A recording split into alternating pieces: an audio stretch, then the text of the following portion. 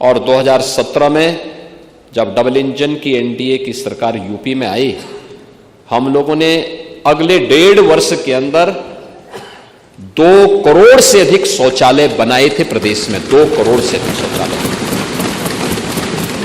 देश भर में 12 करोड़ शौचालय बने। आप लोग तब भी मजाक बनाते थे, तब भी हंसते थे कि शौचालय से क्या होगा। पांडे जी, आप जैसा वरिष्ठ व्यक्ति केवल अनुभव से ही वरिष्ठ नहीं है, संसदीय परंपराओं से ही वरिष्ठ है।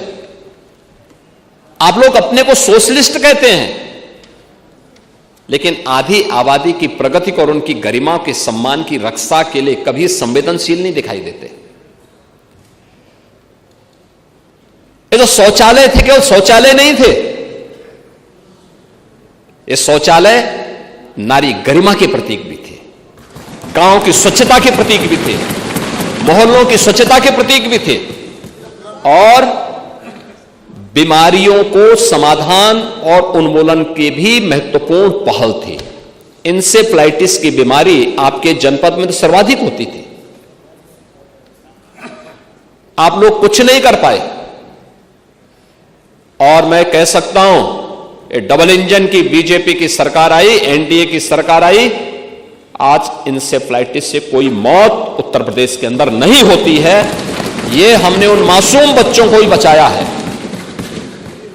नारी गरिमा की रक्षा भी हुई, नहीं तो होता क्या था,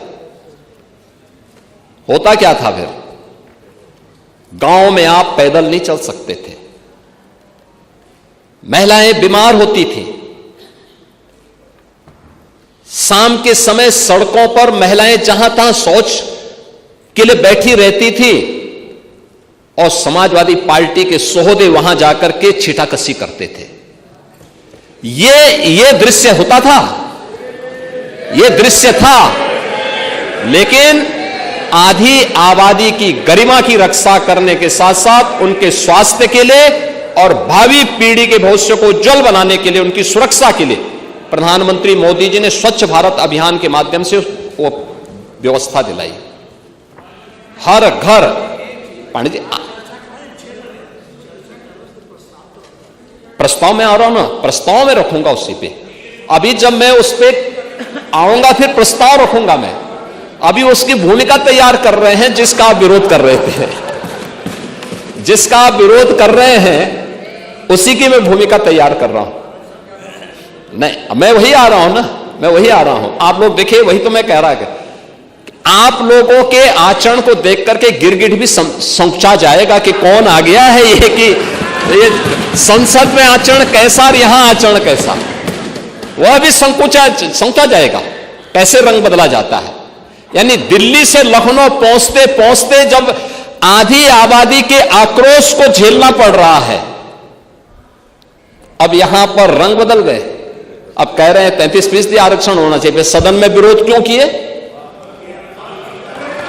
क्यों सदन में विरोध किए? और इसीलिए मैं कह रहा हूं, इसी प्रकार से आधी आबादी को देखिए, पहली बार आवास की सुविधा का लाभ भारत के अंदर 4 करोड़ गरीबों को प्रधानमंत्री आवास योजना का लाभ मिला है। पूरे देश के अंदर, उत्तर प्रदेश के अंदर 65 लाख गरीबों को एक आवास मिला है, एक लाभ मिला है। एक आवास का लाभ 65 लाख परिवारों को उत्तर प्रदेश के अंदर मिला है।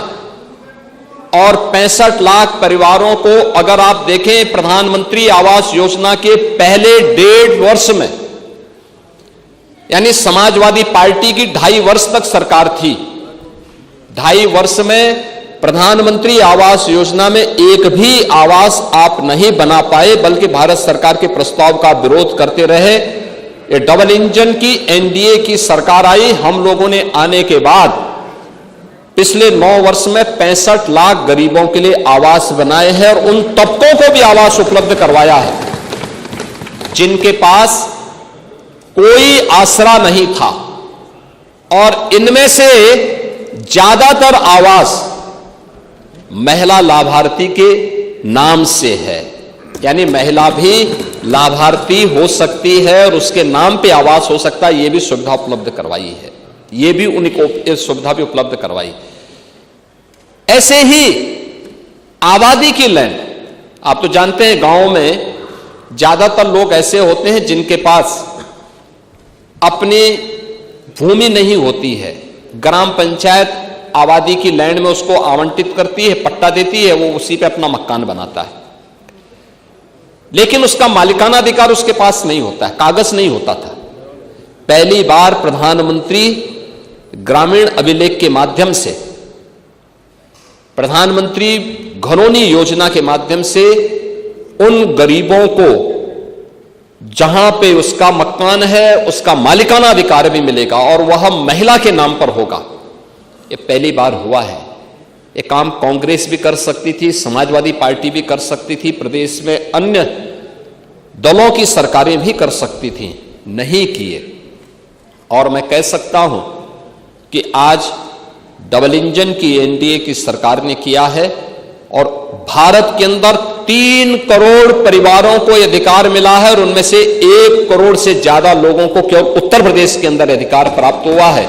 यह भी महिलाओं के नाम पर ये सभी अधिकार पत्र जारी हुए हैं। प्रदेश के अंदर नारी गरिमा के लिए उठाए जाने वाले अन्य महत्वपूर्ण कदमों में मुझे याद है 2017 में जब सरकार आई थी, हमने मुख्यमंत्री सामूहिक विवाह योजना लागू की थी। मुख्यमंत्री सामूहिक विवाह योजना, एक गरीब परिवार बेटी की शादी के लिए चिंतित न हो, समाज की भी जिम्मेदारी होती है। हमने तो बेटी कहा, हमने उसको भाजपा सपा में, भाजपा कांग्रेस में या दलों में नहीं बांटा था, जाति में नहीं बांटा था। हमने कहा बेटी की शादी के लिए, वो बेटी कोई भी हो, प्रदेश की बेटी होगी, कन्यादान मां बाप के साथ साथ सरकार के प्रतिनिधि भी जाकर के उसमें भागीदार बनेंगे, जनप्रतिनिधि भागीदार बनेंगे, जिलाधिकारी निमंत्रण पत्र छपवाएगा। ये पहली बार हुआ। ये लोकतंत्र ये है जहां जिले का सबसे बड़ा जो एडमिनिस्ट्रेटिव ऑफिसर्स है